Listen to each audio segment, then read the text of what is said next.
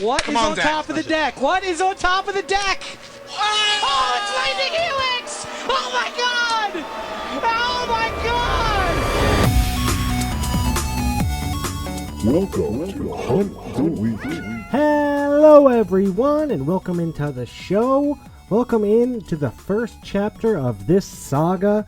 Yes, that's right, this is Neo Partner League, and I welcome each and every one of you in, you and your partner both. Come on in, have a seat, take off your shoes. Don't ruin my carpet. Take them off, take a load off, take a seat, and let's enjoy the next, 45 minutes to an hour that we have together to talk about Magic and all things Arena Gauntlet League. That's right, I am your host with the most, your Don John DeMarco, your Goku or Go Home. And this is Hunt the Week. It's a weekly Magic Gathering podcast about the Arena Gauntlet League. And this is the end of Week 1. That's right, we got there. We made it. The Neo Partners League Week 1. Here we are. I hope you had a good week. I had a pretty fun one. I had a pretty good time. My record's great. My partner's record, not good. But looking at the standings, looks like that's how it's actually shaking out for most people, because we're not too far out of this thing yet. But yeah, we got one good deck, we got one bad deck, and we are going to talk all about it as we get modified. Let's get modified. As I record, it is 3:06 on Thursday. This is your top 4. I guess it's the top 8. Two people on each team. First place, you are already dead. Philip B, Wesley L, 8-2. Golden State Disciples, Jake C, Sawyer T, 7-3. Team 1, James S, Bob P, 6-2. Wow, great record, guys. And Blood Moon, Jordan M, Nathan W, 6-3. The Discers are at it again. This is what they do. They come in, they sweep you, they sweep your leg, they knock you on the ground, and they throw discs at your face over and over and over again in pain, lots of pain. But they're doing great. They're all doing great. It's Neo Team League. I hope you're having fun. I hope you're having a good time out there. This is a little different, right? This is a little weird. You're splitting packs. You're sending cards over. I don't know if you're doing what we're doing. I get real into it in my interview this week with my partner, but we got one good deck and one bad deck, and the good deck's doing great, and the bad deck is doing about as good as we would expect. So the good deck right now, 4-1. Oh, I feel good. I love my deck. My deck is so good. My partner is 1-3, and his deck's not very great. And we got one more game left to play this week. We're gonna get in here very shortly. But it's Team League. I'm loving watching all the games, watching people play. I think this is as good as watching Magic gets on this server, is watching everybody play in Team League. It's so fun. I'm learning so much. Watching Sawyer coach Jake. I love watching Chris York and Ryan D play. That might be the most entertaining thing I've ever seen on the server. If you're not watching those games, get in and watch them. They are phenomenal. And even just everybody. The games are super fun to watch. So please play your games. Play them on our server, the AGL server. Don't be streaming your games in some separate super secret server, everybody. I hope you're enjoying Team League. I know I am. I always love playing with my partner, Chris R. We've played in multiple Team Leagues together. We've done Team GPs together. We've played a lot of Magic together over the years, me and Chris. And I couldn't be happier than to continue the saga with him. Saga. That's right, this week, Runaway Team Kim, me and my partner. I asked him questions, he got some super secret questions that he asked me, and like I said, I've known Chris a long time. We played a lot of Magic together, and I love playing with Chris. It's always fun to play Magic with your friends. Two-headed giant Team League stuff. You don't get to do it a lot, but it's a fun aspect that we get to enjoy here for this short little 3-week league before Lord of the Rings starts. So let's go ahead and listen to that interview now.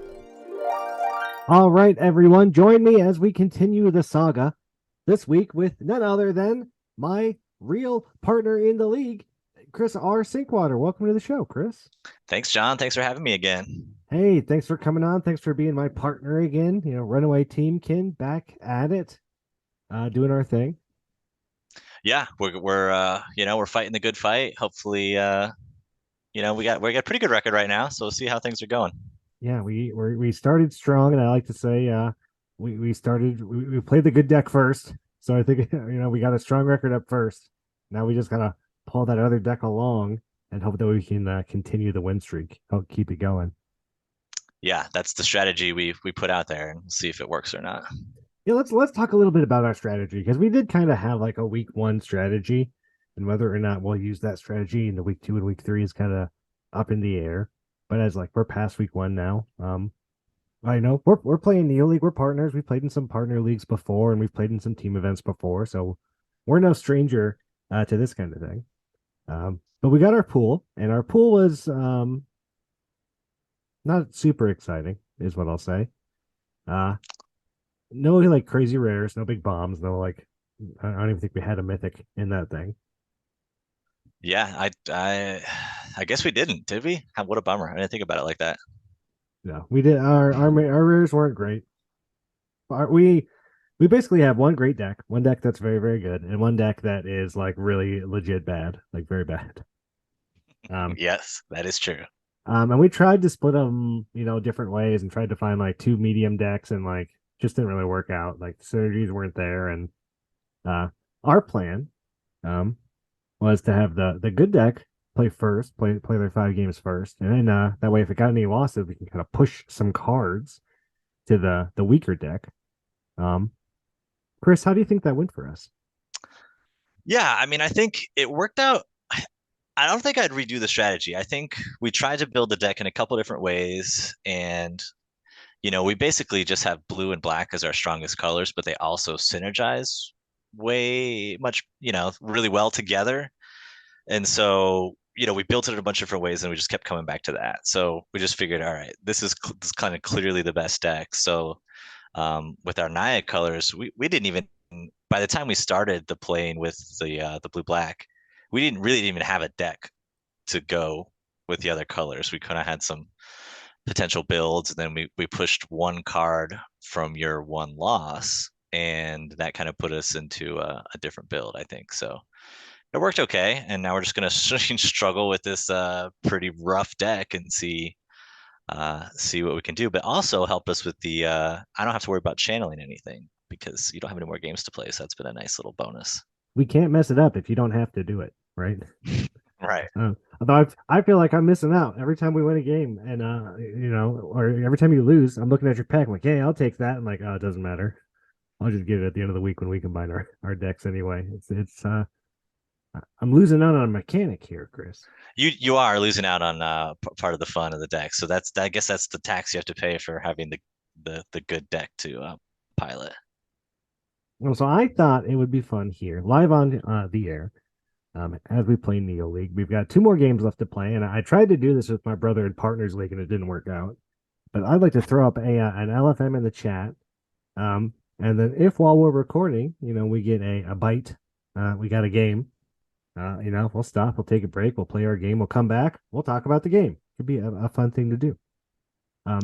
Yeah, I'm down. Let's do it. I'm gonna try and put my mic right next to my keyboard to get a little clicky clack sounds. Oh, I love it.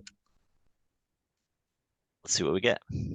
Oh boy, we have an anonymous, and it was posted seconds after someone posted LFM. So. Oh, I didn't even see that. Okay. Oh, all right. And now it has been accepted by that person, and we have a game. So we're going to go play that game, and we'll be back right after this. And we're back. We just played a game, a nice 3 games, 1 match against an opponent. And how did it go, Chris? Well, we won at least one of the games. We won one of those games. Oh, boy, was one of those games a win for us. That's all you need to know out there. Just think about that one game and how good that one game was. The whole rest of the podcast is just a game 3 going on in the background. Oh, game 3. That's not a bad name for a podcast. Magic True. Podcast, game 3. Yeah, we didn't win. Again, this deck's not very good, and their deck was definitely better than this deck. So this deck probably shouldn't have won. And even the game we did win, they kind of had some serious mana issues. But the shining stone beneath it all, we opened a pretty good rare in our pack, a Farewell, which goes into this deck that Chris is playing. So thank God, Yeah, first rare for the deck we realized. So that's very exciting for us. Yeah, and like a rare that will win games, like if you can draw it and play it right. Like, oh, that's gonna be a good one. I was saying I think we're going more towards the enchantment thing. So with the modality of that card, we could maybe get some some big swings off of that card. If you can just let them play into it and then sweep everything anyway, right? And the graveyard matters here. Every side of that card is going to be good. You just got to draw it and have 6 mana, right? Like that's the hard part. So hopefully you can do that. We didn't have any problem with the mana issue in this last match though. So. In most our matches, we haven't. You either draw 15 lands or you draw two. It's like one of those two things happens every time. Yeah, it's great. That's going great. Them's the games. Them's the games. Them's the breaks. That's what it is. And I'm telling you, the shuffler is broken, and it has been for a long time, and they need to fix it. Because I'm sick of losing. Confirmed. Yeah, we have it confirmed right here on the pod. So Neo League, what do you think of Neo League? How's it going? I mean, I'm liking it. I'll say I like it. It's a partner league. The pros and cons of Neo League. I love watching people play. I'm watching Chris York and Ryan like scream at each other, and it's so fun and it's so funny to watch. And I'm watching Sawyer like Coach Jake and just listening to like how Sawyer thinks. It's super fun and interesting and awesome. I love that. Yeah, I mean, I think it's awesome. It's been super fun watching the matches. I watched one late last night where Caleb and Reed kind of snuck in and played really well, but it wasn't looking good for them for a while. And so when you get to hear the teammates go back and forth on decisions and stuff like that, it's been super fun. It's really fun to hear why people make the decisions, right? Like people make choices all the time in Magic, but to hear people talk it out and be like, "Well, I want to do this because of this," I'm like, no, I want to do this because of that. It gets so interesting, and to listen to what people are thinking about, playing around, playing towards. It's super fun, and I love it. Yeah, so if you're out there and you're streaming on a side server or something, hey, hook us all up. Jump in the main one, stream. Talk about the stuff with your teammate. You know what? That's my downside with team leagues is it like the server feels like a ghost town when they happen. And just like everyone's doing their own secret thing somewhere, like no one they like all the camaraderie's gone. Like no one's blowing up the deck help chat anymore because everything's so secretive and everyone has like their strategies. That's what I don't like about Team League is everyone kind of does like their own super secret thing. And like you said, there are people are in other servers streaming or not streaming in the server for whatever reason. But I want to watch you play, right? Like so like don't try and hide that stuff. Come do it. We can watch. I want to learn. Help me learn. Definitely. Yeah, I don't know. I feel like your deck is slowly getting to where it needs to be. It's definitely better than it was, but it's also got we're 9 games in right now. It's got 3 packs added to it. You're gonna get some cards from me at the end of the week. Hopefully we get a win on this last one. You go 2-3 to balance out my 4-1. We can keep a nice positive win record going into the next week. But your deck's getting there. That's the thing. It's like it's hard to do a partner. You got one strong deck, one deck that doesn't get wins. I don't know if that's the best strategy, but it's kind of the strategy we chose. I don't think we had any other options, honestly. Like there weren't 2 medium decks, There was just one good one, and we had to figure out something else. But I think the problem we're gonna have is I think we're only getting incrementally better, where who knows what everybody else is doing. Probably starting ahead and finishing ahead, in terms of deck strength. But we're missing out a lot of rares too, which is kind of a bummer. Where it's like I want to say there's like I said, you just got your first rare. I'm playing a couple, but not like a lot. I think there's like 4 or 5 that we're not playing. Like we opened that rare Saga that destroys all 1-powered creatures. It's like we can't play that thing. Right. What are we doing with that? But we're doing what we can, and everyone out there is doing what they can. I'm watching a lot of good games. I'm watching some great decks, and I'm seeing some skunkers. But hey, we're there with you. So I get it, Chris. So I went out and I asked the league for questions for both of us. We're gonna see how this goes because we both have to answer the questions. Our first question comes from Caleb. Caleb would like to know who came up with the name. Well, I think I can take this one. Yeah. Because I think I came up with it. I can confirm you did. You definitely did. But I can give you my thought process. So, we're trying to come up with something clever and maybe a little pun on Magic. And last time I was on, we talked about your giant Magic card, which is the Steam Vents. So I was like, oh, Steam Vents. Could we be Team Vents? And I was like, no, I don't think that goes very well. And then so I just started to think of other team Steam things, and then Runaway Teamkin sounded pretty cool, and we didn't come up with anything better. I think that's the origin story. Yeah, I think that's it. And I scrolled all the way up into our text chain, and that's exactly what it is you say team vents question mark, and then right beneath it, Runaway Teamkin. And then these are the names we didn't choose. Oh God. Colossal Dreadmaws. How does banding work? And Go Boner or Go Home. Which is of course a play yeah, on your name of Bone Splinters, and a play on my name, Goku Go Home. that's right. And I think we did pretty choice. well. Yeah. Yeah, I think that was we did the best we could. I'll do this next one. I got the questions pulled up. Sure. Since this one is just for you from Michael M. Tell us about a time you ended up going home instead of going coup. All right, this is kind of the story. So I was probably, I don't know, 14, 15. And I was like a skateboarding young rascal, right? And I'd hang out with my friends in the neighborhood, and we'd all just hang out in the same neighborhood all day. Like all the kids in the neighborhood hung out together. So I knew everybody in that neighborhood. We would just hang out all day and skateboard and hang out and be kids or whatever. We'd go down to the local convenience store and get Sobeys. Remember Sobe? Oh, anyway. Were those the ones with the like lizards? The geckos. I'm thinking of the ones with like the balls in it or whatever. The orbits, maybe. Oh, that's like orbits. No, Sobe was like little lizards and like a big heavy glass bottle that was just full of like, the grossest, most sugary stuff. Right. But I remember in one of the backyards of one of the kids in the neighborhood, there was a big pink kickball. So me being the young little punk skateboarder I was like, I'm gonna go and kick that ball. I'm gonna just kick the ball in this kid's yard as far as I can, as I go past his yard to go back to my friend's house or whatever. It's like I see this kickball, and I'm like, I see it from way down the street, so I get a running start. I am going to kick this kickball, and it was a bowling ball. Oh no! And I found that out after I kicked it. So I that's the worst time to find out. Oh, it was awful. It rolled 5 inches. Right. I crippled over in pain. I had to couldn't skateboard home. I had to walk home. I lived like half mile away or something. Defeated and hurt. My foot all messed up.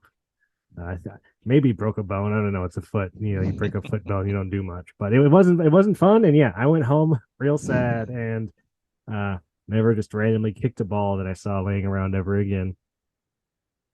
Well, here's the good side: is that this wasn't at a time when there was Ring doorbell cameras. Oh no, yes, no. This was in the before days when it was like AOL chat room internet. Very very early on. But on a more serious note, what are our favorite and least favorite stip matches we've played / witnessed, and what are your thoughts on stip matches in general? I love a nice serious conversation starter question. We don't get a lot of those. This is kind of a hot topic. Yeah, I mean, and this is for you because you're the one who's doing these stip matches. You and Cody Race, and I think if I say you don't have to run the soundbite, right? No, yeah, I know I won't. I usually don't do it during the interview just because it's too much work. No, I just mean for the actual podcast. Oh yeah. It's when you say it. That's what you want, right? Then I have to drop it in, and I hide it everywhere I can. My honest opinion on stip matches is that I don't really care. Like Cody really likes doing them. I don't really care whether I do them or not. Like that's just how Cody likes to play, and I like playing Cody. So like that's why I do them. And we've only really done the wheel. I haven't done a ton of other ones with Cody. We just did the wheel. Is that the only one you did with him? time. Was the wheel? I think so. Wow, that's going big right out the gate for your first stip match.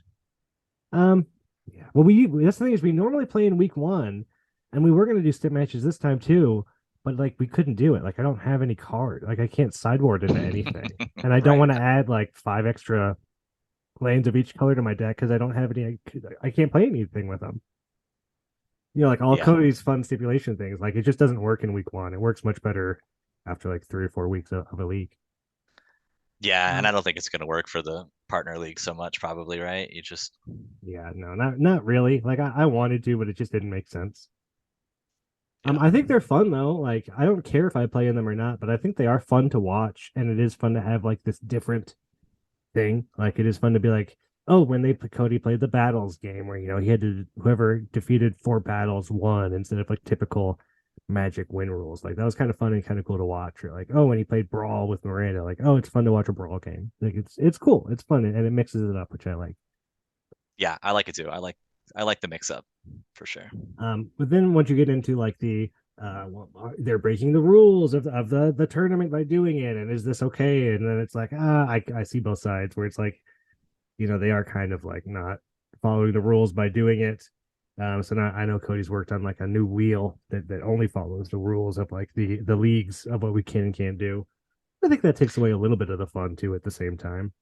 Yeah, I mean, I kind of definitely fall on the side of like, okay, there's certain baseline of what we do in the league. It's 60 card limited, you have your own pool, but there's enough space to go nuts, you know, adhering to those rules. I remember like one of the things on the wheel was like play a 40 card deck. I was like, well, I wish I was always playing a 40 card deck, like that's kind of, one of the puzzles of the league is trying to solve it for your 60 cards. That's like what makes the format unique. So when you change that a little bit, you know, I think you're taking something away. But there's so much other stuff you can do too. No, I agree. I think there's lots of things that you can do if you stay inside the rules, and I think that's what they want to have happen. But I think they're fun. But personally, I'm also not like, you know, out here trying to get them all the time or like make them happen. Like I've also done like I think I've done more like wager games than stip games, where it's like I bet Raph like a league entry on a game, and me and Cody usually send each other a package now. If we lose, the loser sends a package to the other person, which has been pretty fun. That is fun. Although it's my favorite stip match I've played and witnessed, I think the Battles one was just cool because it had the alternate win condition, which is like again, it's one of those things where like that's definitely outside the rules and not something that I know would work again in the future. But it was cool and interesting and different and like fun to watch. Like Cody's really fun to watch anyway because he's always like freaking out, moving his mouse real fast and typing in the friend thing. Like Right. I love all that. But like it's just fun. Cody likes to entertain. I think that's Cody's way of entertaining the league, right? I think that's what it is. Is like this is what Cody brings is like this nonsense flavor, and you kind of let him do it because it's fun. League Jester. Kinda. Or you know what? Player of the year. How about that title, buddy? Oh, Okay. okay. While also being the league jester. Ugh. Cody, buddy. I don't know. Which two-player format do you like better, Two-Headed Giant or Team League, and why?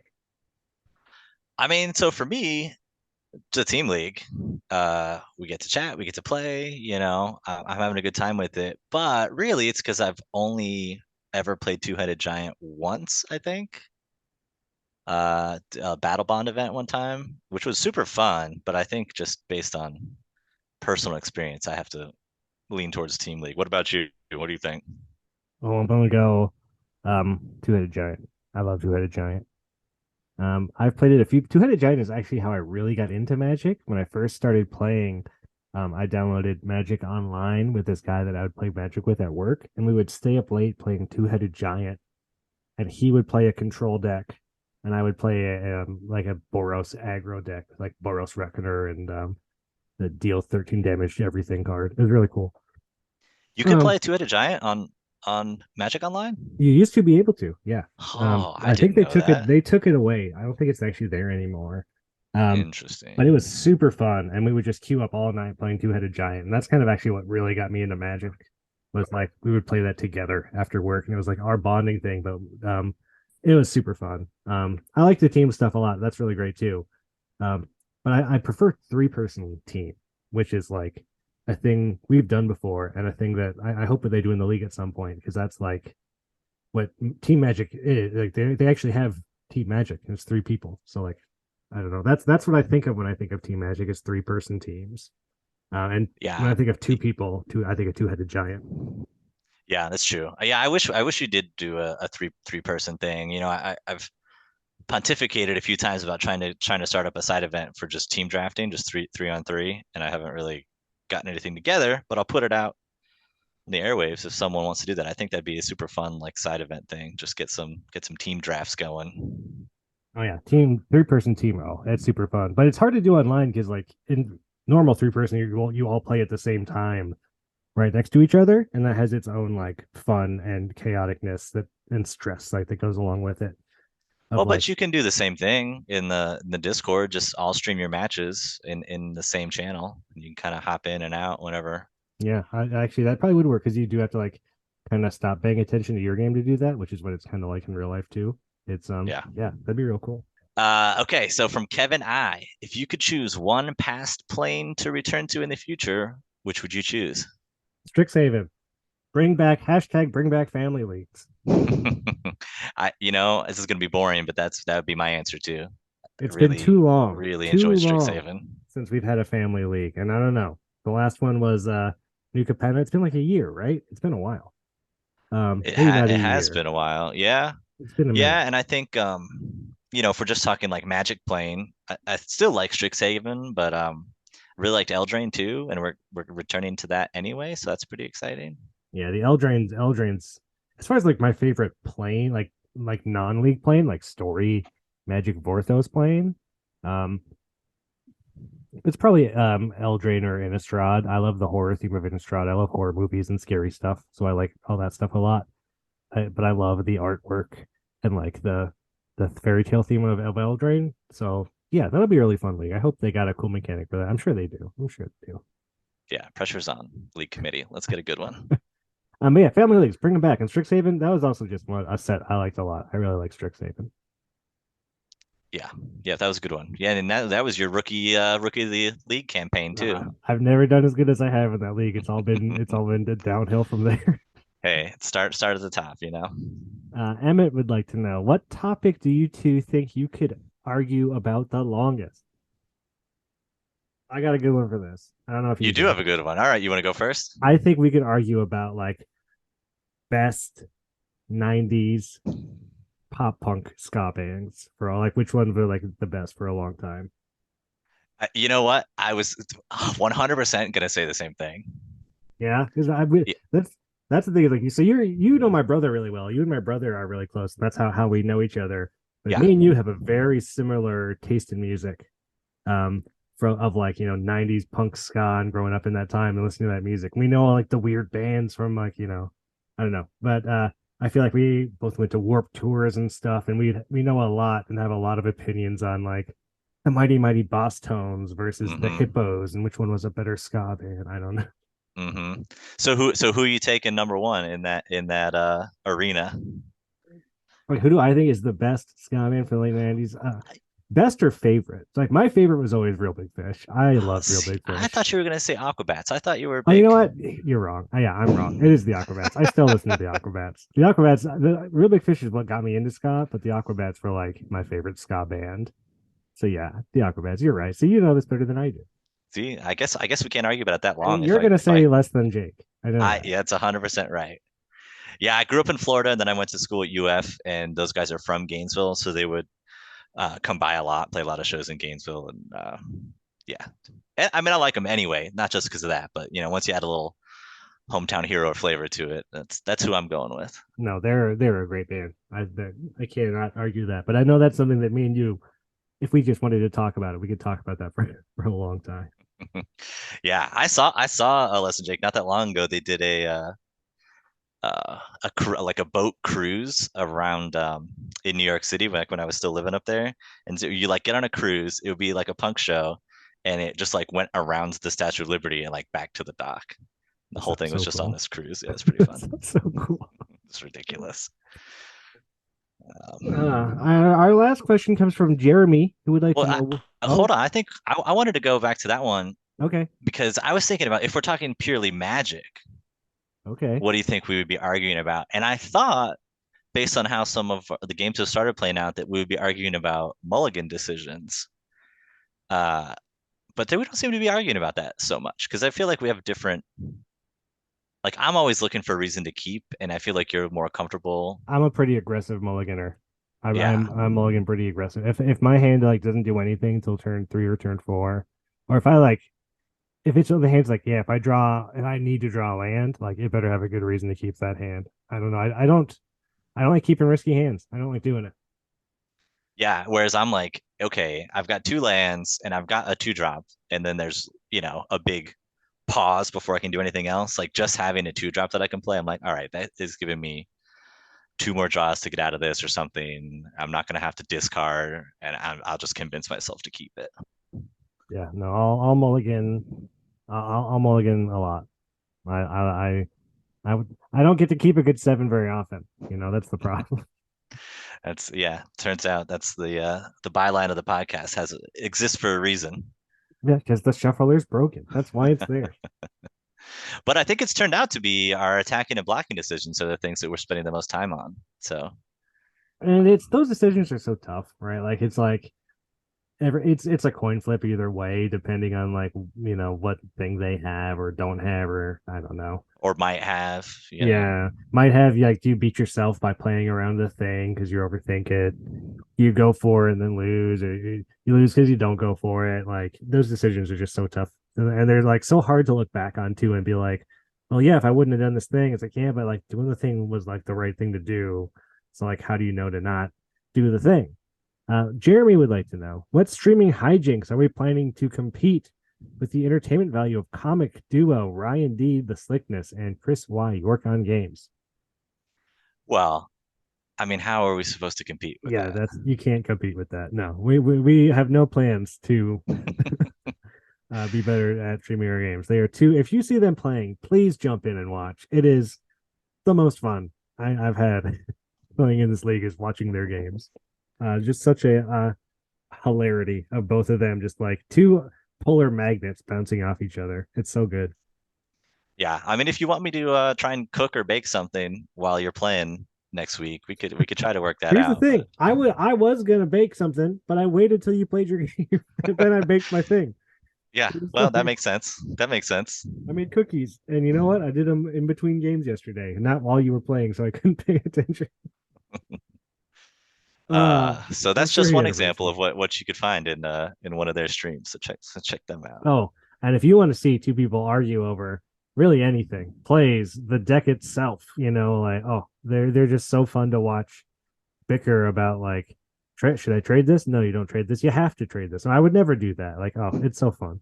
Damien would like to know. Imagine you were both participating in a Fear Factor / Survival Island type show and were competing against each other. On what food would you bet on after being starved? And what challenge would either be willing or unwilling to do?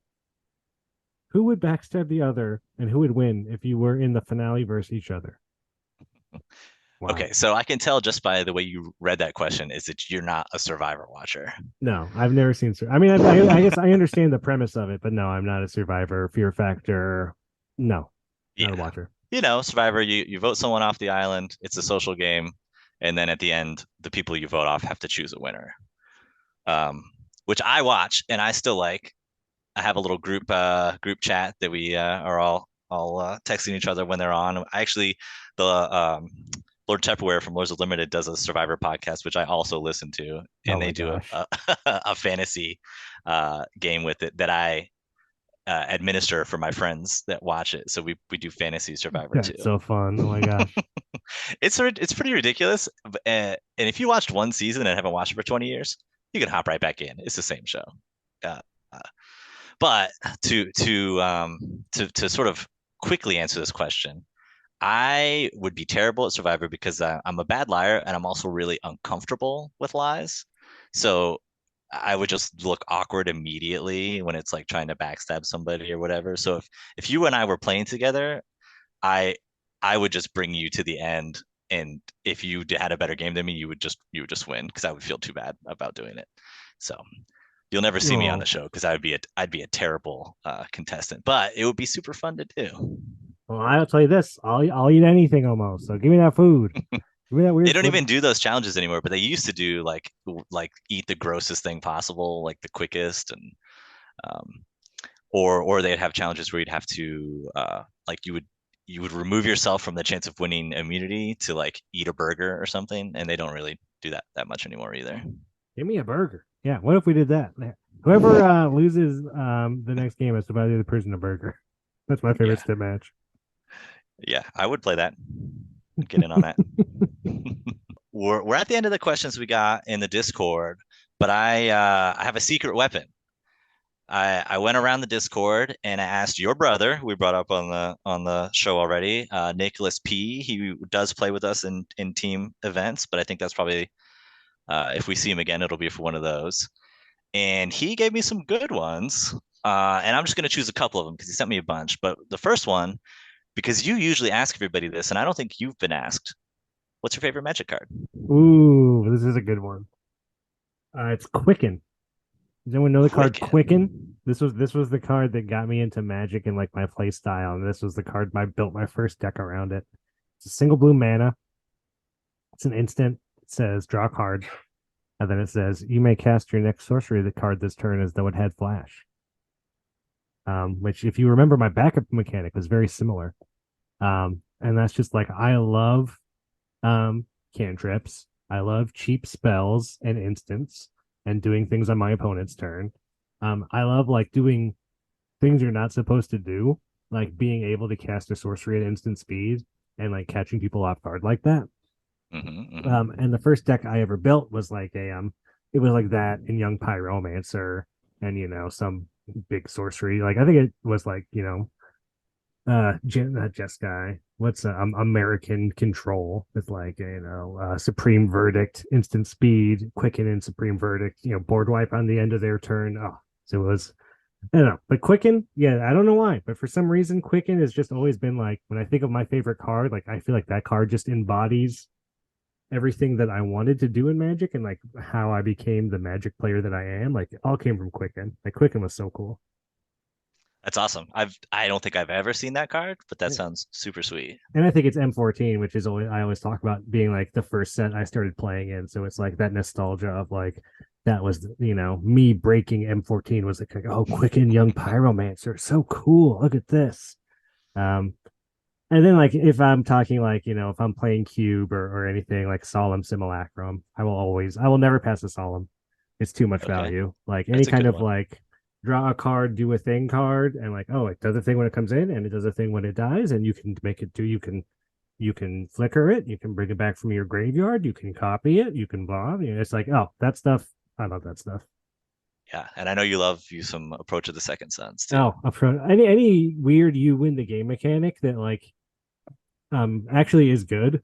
Like not like right. That you can actually do. Yeah, not bad ones that like you have to like really like go out of your way to do. Ones that like just happen inevitably. Like I just played a Vow and they had the enchantment that's like you disturb it for 8 mana and you put it on them. It's like after 3 turns they lose the game. It's like, yeah, like that card, any card like that. Just an inevitability, weird win the game concept. I'm really into it.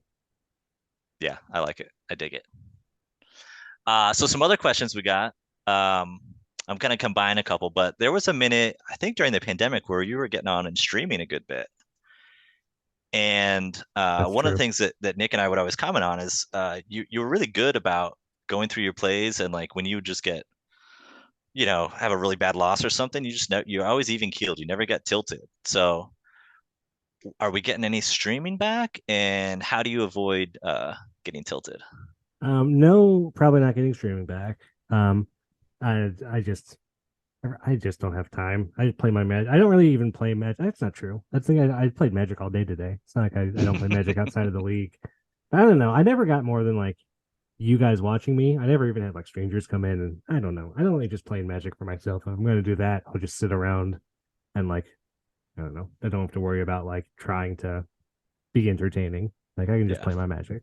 So probably not coming back. I'll sometimes stream for the league, but even that, I don't usually stream my drafts for the league. I'm just not that person. What was the second part?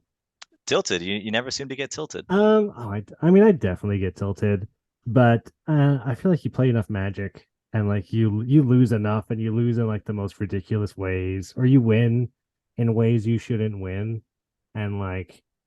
You just kind of like gotta let it go with the flow. I mean, I definitely get tilted though. Like if I lose like 2 or 3 league matches in a day, like I'm bummed out. My girlfriend's like, "What's wrong?" It's like, "Oh, I lost my Magic games today." It's like, "Oh yeah, those aren't great days." But like, yeah, I don't know. You play enough, you lose, you learn to just like let it.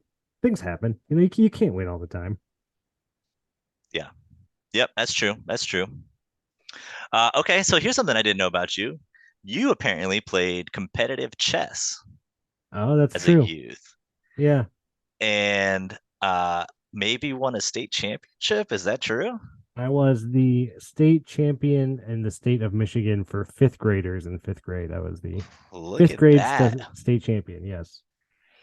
So do you see any connections of being a good chess player and being a good Magic player? What a great question. I do. I think that um you notice that like people that play Magic, they usually play various other games. It's usually like they play chess or they play like poker. Um Hmm. and I feel like Magic is like a fantasy version of chess with cool art, but it's a very strategic game of like looking forward and not just knowing what you're doing now, but thinking about what your opponent's going to be doing and like how your turn is going to affect what they do on their turn. And I was never like, I don't know, a big poker player. I mean, poker's fun. I like it, but I'm not like that strategic with it. But I am definitely on the chess side. And I don't really play chess. I haven't played chess for a long while. Um, but yeah, I think that it definitely helps. And that's like, I don't play chess because I play Magic now. Like that was my like, however my brain works and whatever that triggers in me that makes me, I don't know, be good at that thing or like doing that thing. Like Magic gives me that thing in my brain. Yeah, I mean it's an interesting comparison, right? Like bringing up chess and poker, which I don't really play either, but chess is a game of perfect information, right? Whereas like poker, you're trying to like infer what the other players have or whatever, which I think is kind of more akin to the Magic. So it's kind of interesting to see how you would sort of compare the two and what makes a better, because some of the Magic pros like make a living playing poker, right? Like that's kind of how they actually just grind money. A lot of people come into Magic through poker or go to poker through Magic. Cody was a poker player that like played poker and then started playing Magic, I think. Like Marshall Sutcliffe used to play like professional poker. Right. A bunch of them do. Like it's not uncommon because it's still like a strategy and a numbers game, which is Magic is very much like playing to poker. You play to your outs. Like it's the same kind of thing. Yeah, yeah, definitely. All right, so I'll do one last one here. Speed question. Speed question. Okay, so we like to talk about the Magic art a little bit, and I know you've got some tattoos over there. If you were going to get a Magic tattoo, what would it be?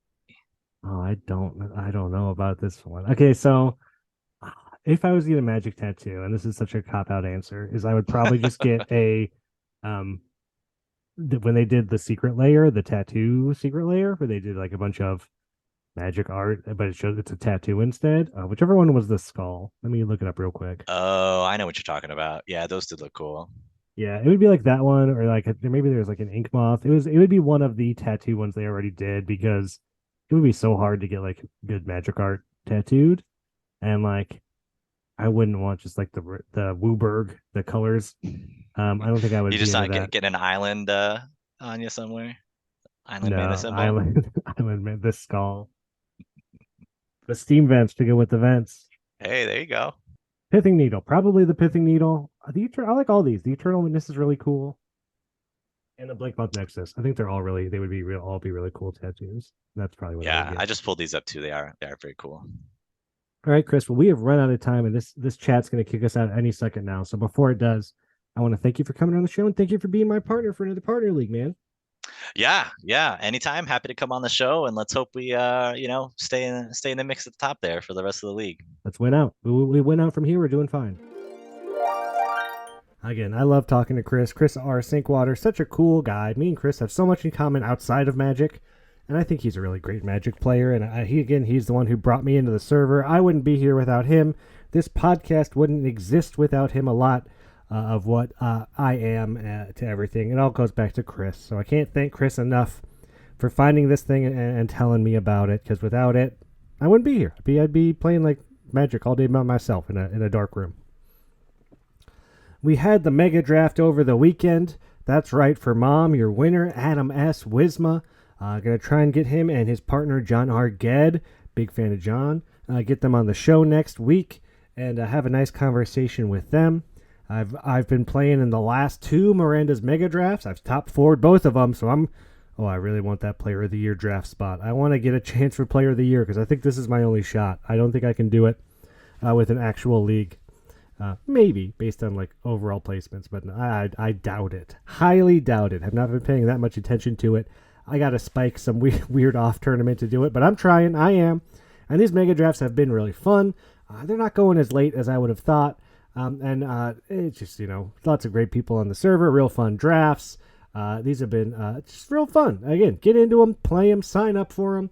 Sign-ups happen on Friday. I think this Monday, Richard maybe is coming back. I guess maybe we're not doing feature matches for Partners League. Maybe that's what's going on. I don't know if Richard just didn't do one this week because the Mega Draft was at the same time. Featured match in Partners League does sound like, I don't know, maybe that just does not work. Because you want your partners to talk, and then how are you going to talk over them talking over each other? Yeah, maybe that actually doesn't work. But you know what does work? Keeping a good 7. If you don't get to do that, you're not going to work, your deck's not going to work, and I don't care how much help you have, your partner can't help you draw lands, right? But you know what can? That shuffler, if it's not broken. So I hope you get to keep a good 7. I hope that shuffler is in your favor, and I hope you're enjoying team leagues. Come watch my team play.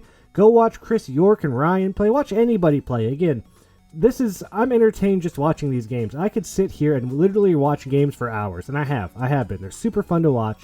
I love listening to how people explain their plays and their thought processes, what they're playing to, what they're playing against, what are their outs. It's so cool and so fun. And get out there and play some great Magic, everybody. We'll see you right here for Neo Partner Week, Week 2 next week. Bye, everybody.